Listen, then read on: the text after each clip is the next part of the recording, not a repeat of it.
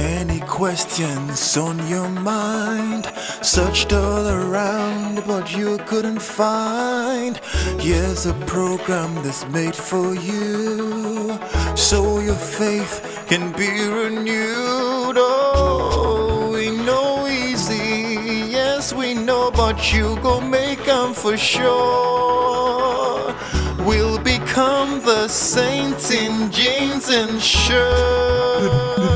Catholic Faith Forum on TV. According to the Catechism of the Catholic Church, paragraph 2356, rape is the forcible violation of the sexual intimacy of another person.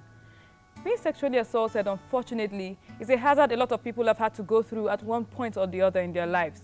So today on Catholic Faith Forum, we shall be talking about rape and how to curtail or handle the situation. And I'm not alone today. I have two amazing guests in the house. First of all, I have Father Jude Mary. Hey, Father. We are here. We're happy to have you here today. We thank God for this opportunity. I'm ready for you today. I'm going to outshine you today, even though you're looking all glam. Oh, thank you very much. Thank this you. is beautiful. Thank you. Thank you Oh, very much. thank you so much. And our second guest in the house today is Mr. Ayokunle Oluwasegun Kajero. He's a postgraduate student of College of Medicine, Luth, coordinator of Mine, and also a professional talking drum player. Hey, welcome to the house. Thank you very much. Who knows, we might get to play us a little something before the end of the show. But stay tuned, don't go anywhere. Let's take this short break. Catholic Faith Forum on TV. Welcome back. If you're just tuning in, you're watching Catholic Faith Forum. I'm May, and I'm sitting today with Father Jude Mary and Ayo. I will be talking about rape. So let's start from the basics. Father, can you explain to us what sexual assault is? Yeah, I think it's best to frame the whole discussion on rape from the wider and more general definition of sexual assault, which encompasses rape. And sexual assault is basically every verbal, physical, or emotional inappropriate sexual behavior towards somebody who is non-consenting, which is non-consenting and often perceived as non-consensual. Okay. So what then is rape?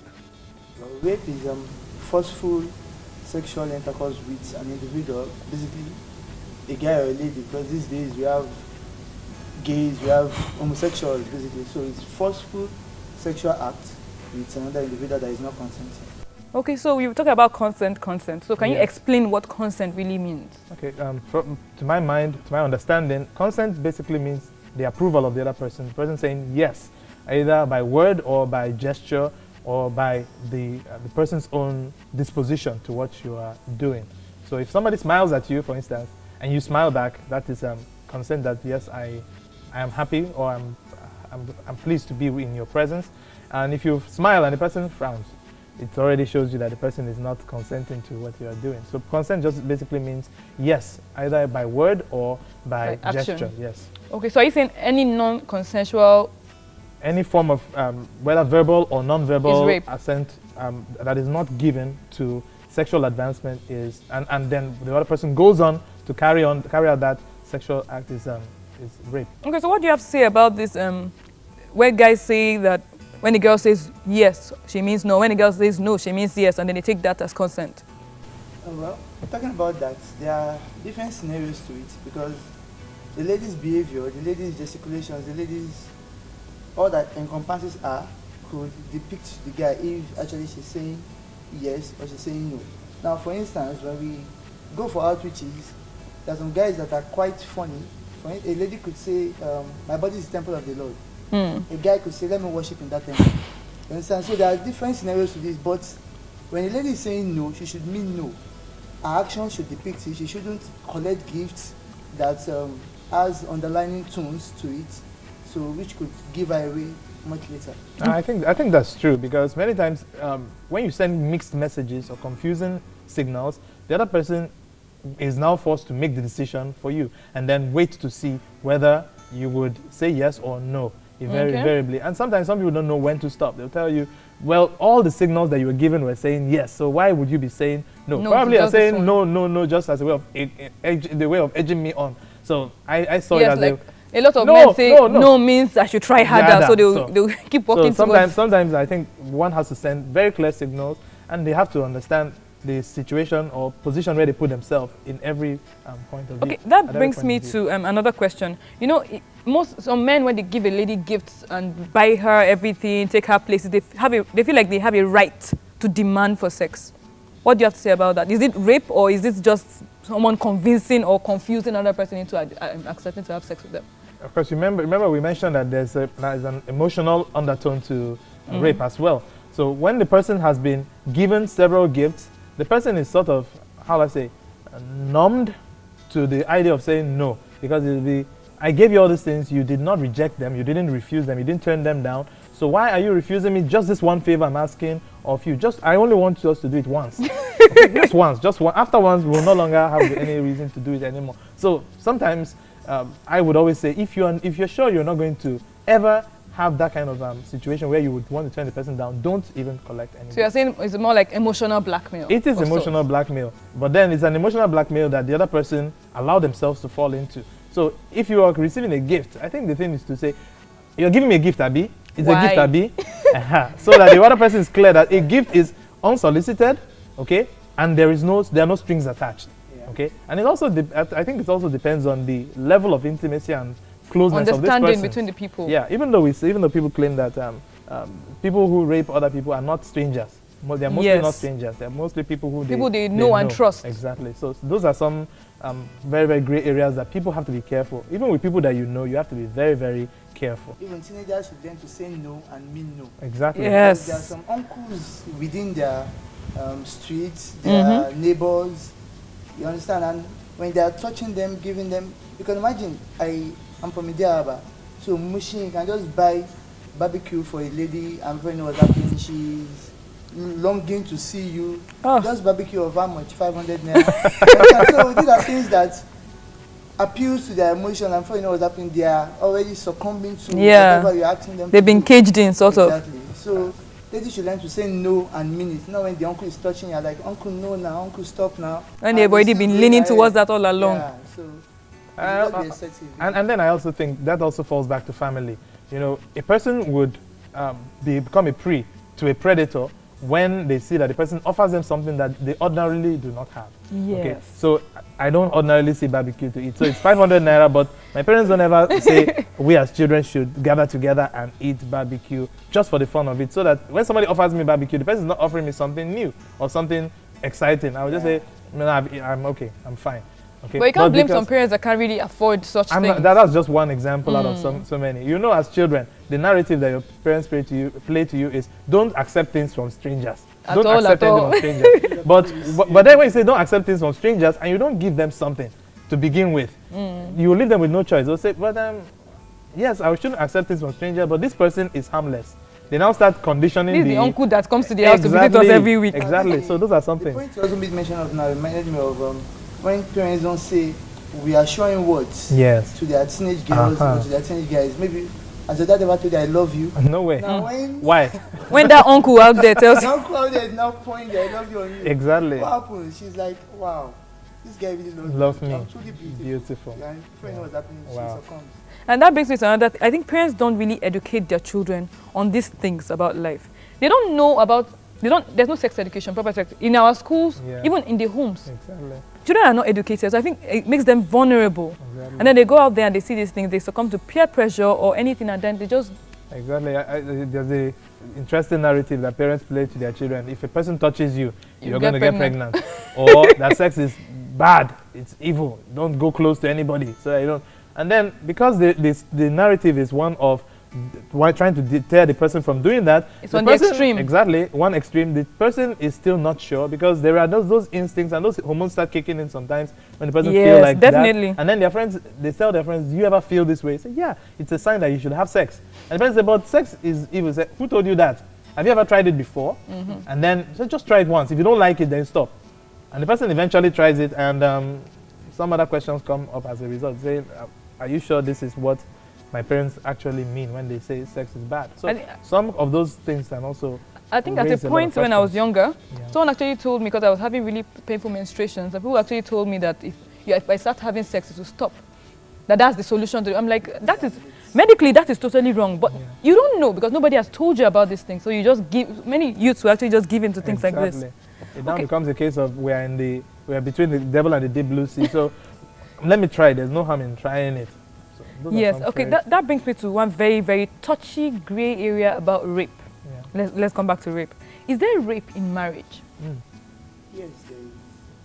How does that happen? Because if I'm legally married to you, we own each other technically, so how can I rape you? When I've paid the bride price, okay, let me, from a man's point of view, I've paid your bride price, I've paid everything, I've settled everything that they've asked me to settle. So I own everything. Why will you tell me I should not? Now, rape is when one party is not consenting. Mm-hmm. So in other words, even the Bible says it in 1 Corinthians 7. Yes. Yes, that if they are fasting, it should be both parties. They should both agree. You understand? So as a result, there could be rape in marriage. There is actually rape in marriage. If one party is not ready to, is not in the mood, and the other one is now forcing his own willful obligation upon maybe the lady, for instance, then that's marital rape. Exactly, and it could even take the form of emotional blackmail. You see that I am in this situation. Why are you making it look like I am doing something bad? I am your husband, and then maybe 1 day or 2 days the man does not say anything to the woman, and then the woman just says, "Okay, even though I just survived the surgery, let me just give in to this man." So that almost sounds like insensitivity on the part of one party. So it's not necessary. It doesn't have to take the form of forcible sexual action. Sometimes it takes the form of emotional blackmail too. So Interesting. So are there any statistics, rape statistics currently? Like, do you know what are the statistics of rape victims we have in Nigeria at the moment? Well, I don't have an accurate figure, but from recent outreaches to secondary schools, we've seen quite a number of rape cases, because when we interact with the students, we bring down ourselves very low to have fun with them, make them comfortable so they can relate with us about what's happening to them at home and all.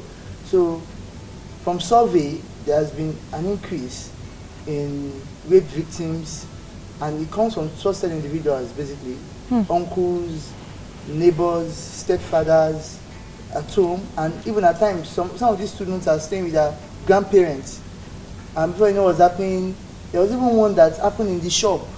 You understand? The girl was staying with, helping her grandma in the shop, and there was a guy there close to the shop that was just trying to get her attention. Before you know what's happening, when the grandma was not around, he eventually succeeded. Oh God. So I don't have an accurate figure of, to talk about the statistics, but it's on the increase. I want to corroborate that it's on the increase, and I think the lack of proper documentation and statistics is as a result of people not being able to speak about these things, because they feel they'll be labeled as loose, and also victimized by other people who feel that, well, if the person did not put themselves in such a situation, they wouldn't ordinarily suffer this. But then there are some statistics that show that those who come forward to speak about this amount to 25% of most young people between the ages of 18 and 24. And out of this number, only about 5% ever get to look for assistance to say, how can I get help for this situation? And out of those 5%, only about 3% eventually receive some form of medical care or service to help them go through that trauma. So you see, the dwindling number in terms of those coming forward and those who eventually get help at the end of the day, it discourages a lot of people from even talking about it. To collaborate upon, I shared it with, that we went to a secondary school, and a teacher sexually assaulted 3 girls in the same class. Wow. Oh my God. In SS2. Wow. Now, out of those 3, one was the one that was able to get medical attention. Why? Because we informed our parents, they were able to follow her down to Lutz, and we administered care, help, medical attention upon her and all. But the other 2, they were afraid of the stigma and all. They were not willing to go through the medical intervention that we're willing to provide them. Wow. So Okay. That brings me to the next question I want to ask, which is about victim blaming. But first of all, let's take a short break and go to the streets and find out people's opinions on rape. Stay with us. Catholic Faith Forum on TV. Rape is unlawful sexual relationship without the consent of the person that is raped, either man or woman. the consent is the thing that is most paramount. If it is without consent, then it is rape. The way a woman dresses is not a defense to raping her. Otherwise, you can go to a swimming pool and see a woman in bikini and say that she's dressed in a way that attracts you. Then the next thing to do is to jump on her. Even animals even pick those that they want to mate with. Then in case of human beings, I think every man should be able to control himself, and every woman too should be able to control herself. So because I cannot say now that it is only men that rape women, maybe, I've not seen, but I've heard about it, that some women too do rape men.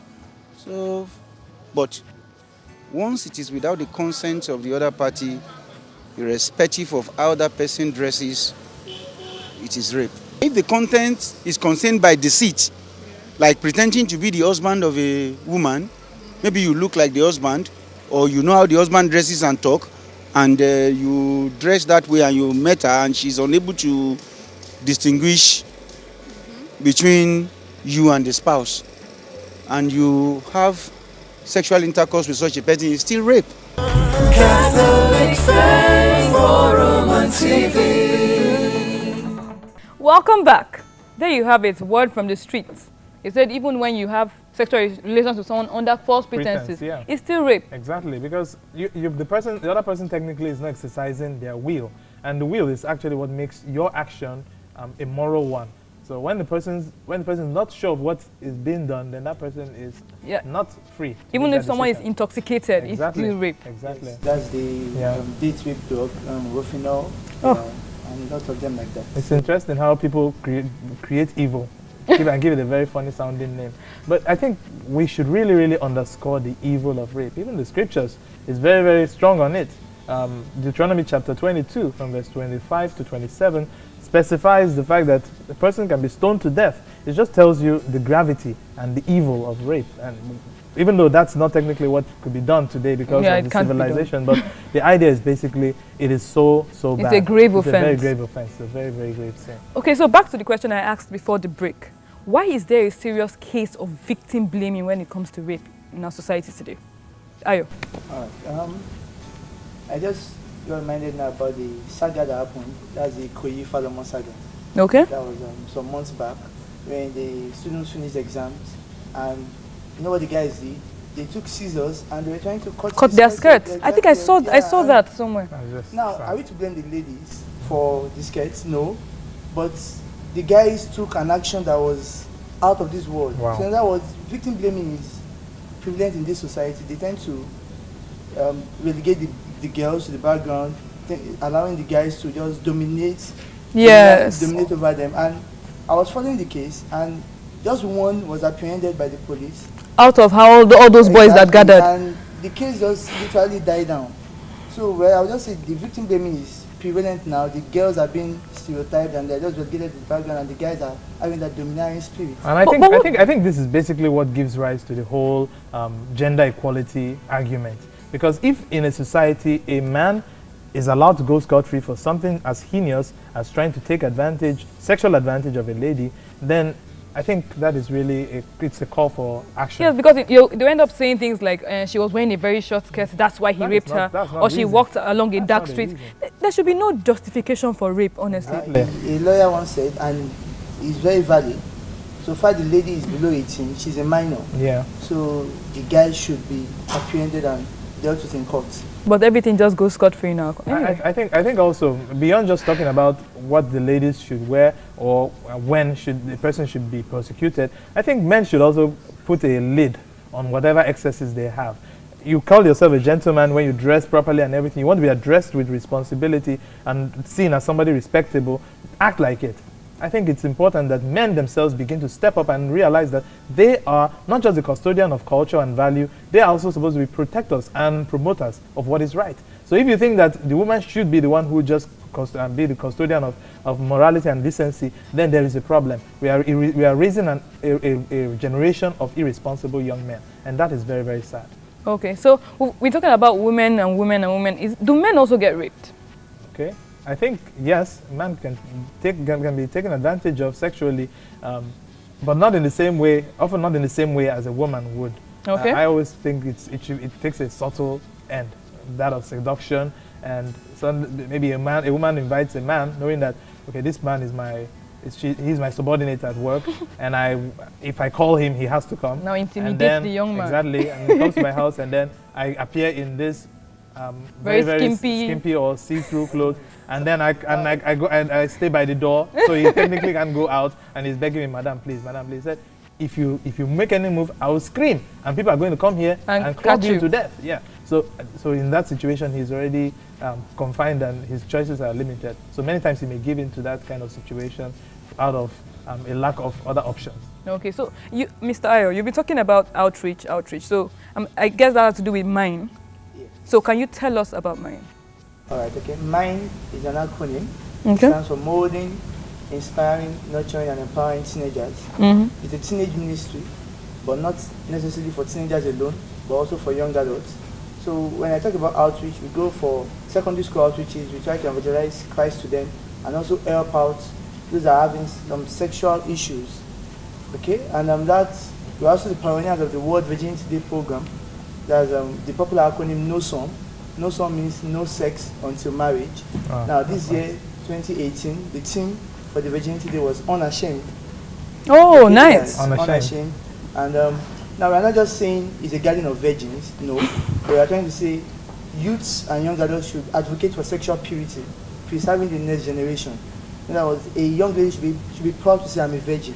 Okay. And there shouldn't be any form of stigmatization or stereotyping that you in this age, in this time, you are still a virgin. You understand? So that's why we are trying to promote no sex until marriage, love over lust, sexual purity in this age and in this time. And I think it's a very welcome development, given to the fact that for the longest time it seems to have been a Catholic monopoly to talk about no sex until marriage and purity, sexual purity and chastity, even in marriage, to be faithful to your spouse, or as a priest to be faithful to your vows of celibacy. So it's a good thing that young people are saying they are unashamed of saying that we are pure, want to remain pure and stay sexually free from sin until we are married. I think that's a welcome development. Well done. Okay, yes. So what steps do you think have been taken to curb the incidences of rape in our society today?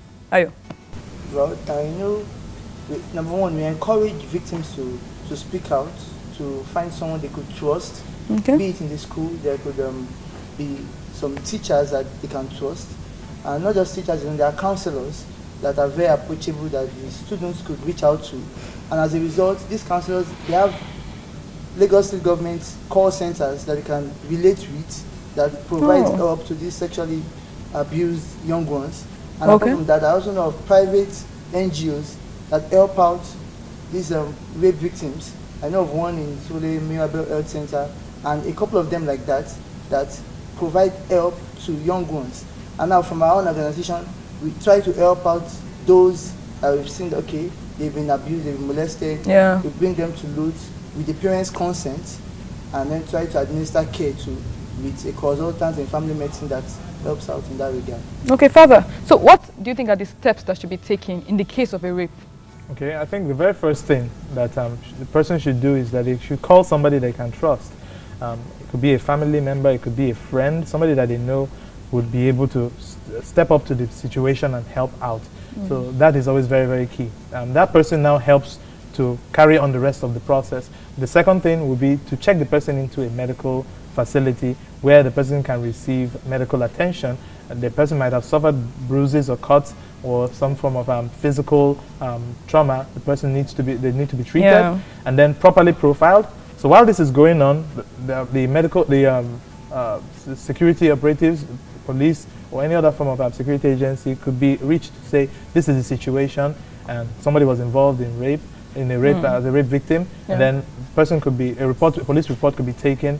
So while that is going on, the doctors take charge of the person, and then the person could also reach out to their priest or pastor, so that the person could be ministered to, because it's a case of psychological trauma too. Yeah. So the person could be prayed for and then counseled and then followed up, so that the person is also helped to see that you didn't suffer it because you were the name was written on your forehead, branded.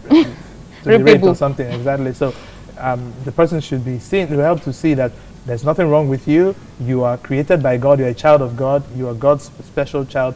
Yes, bad things happen, but then we must always learn to see the brighter side of things. And then, of course, the person, part of the medical procedure that should be taken into cognizance is the person should be tested for many sexually transmitted diseases so that it could be treated as soon as possible, and then tested for pregnancy, even though, of course, if it's stemmed immediately, the person won't be pregnant, but then the person could be given drugs that would help to stem the possibility of fertilization taking place. Because as soon as fertilization takes place, a life is now involved, and the life cannot be taken. So it's important that all these steps be taken to see that the person is easily led out of that trauma and then reintegrated into society. Okay. So, what you said, pregnancy. Yes. So, what happens in a case where a person is pregnant as a result of rape? Okay. Of course, it would be a very unfortunate situation, because that person would say, "Why would I be visited by such a very unfortunate situation where I have to take care, not just deal with the trauma, but also deal with a child?"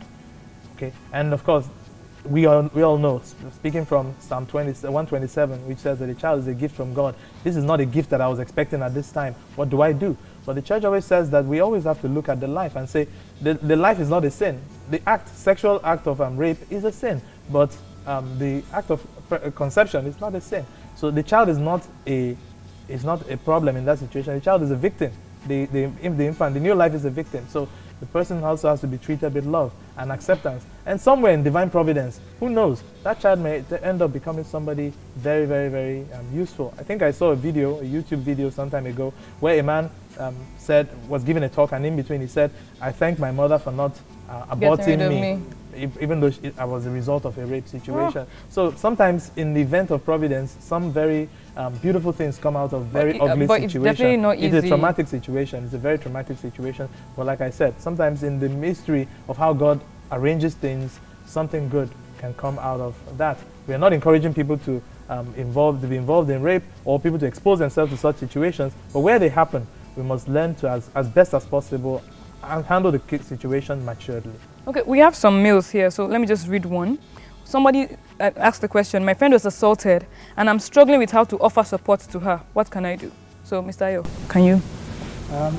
I have to encourage her that she has to be there for her friend, as number one. And number two, if the friend hasn't even given her life to Christ, she has to first come to know Christ, then try to come out of the hurt. And it has happened. So you don't have to dwell in the past. You have to learn to, number one, forgive yourself, love yourself. It's hard. We also have to forgive your abusers. Now, for instance, Joyce Meyer was abused by her own father, Oh, God. as in countless number of times, but she's well known today and she moved on. It's hard, yes, it's quite hard, but you have to love yourself, forgive yourself, and forgive your abusers. And so those are the practical steps that the friend has to encourage that victim. Yeah. Okay, I have another one. It says, "Hi, great work, guys. I watch your program every week. Thank you for watching. I'm a huge fan. Please, I have a question. My friend was sexually assaulted at a party while drunk, and she's blaming herself. Oh, wow. How can I help her?" Father. Well, it's a very touching one too, especially where the person was vulnerable. I think one needs to be careful in such situations. I don't think going to a party, hanging out with friends is a bad thing, but it could get overboard with cases of being drunk, because that makes you vulnerable. And she shouldn't blame herself. It's a very hard lesson to learn, but she should learn to take it in her stride and move on from that. I don't think it's a situation where she needs to now say, "I will not forgive whoever did this to me," or I blame everybody that, so to speak, were collaborators in this. My friends led me to that party, so I don't forgive them. So forgiveness, first of all, of those who were associated with it, and forgiving yourself too. And then the person who is helping her to also encourage her to see that, well, something's happened, we don't understand why, but we'll have to walk through this together, and then get other people, form a support group around this person to support her and help her come out of the trauma. Of course, medical assistance have to be sought, and if it's possible, there should be a case too. A case could be raised to find the perpetrator, and that person be punished adequately as is required. Okay, I wish we could take more, but unfortunately we're out of time. Thank you so much for being on the show today. You're welcome. Everybody has a right to say no to sexual advances, and nobody deserves to get raped. So if you are a victim or you've experienced any sexual assault, please seek help and try to get back on your feet. I'm Ayokunle, and you've been watching Catholic Race Forum. Till next time, keep being saints in jeans and shirts. But before we go, Mr. Aya is going to give us a little something on the talking drum. So stay with us.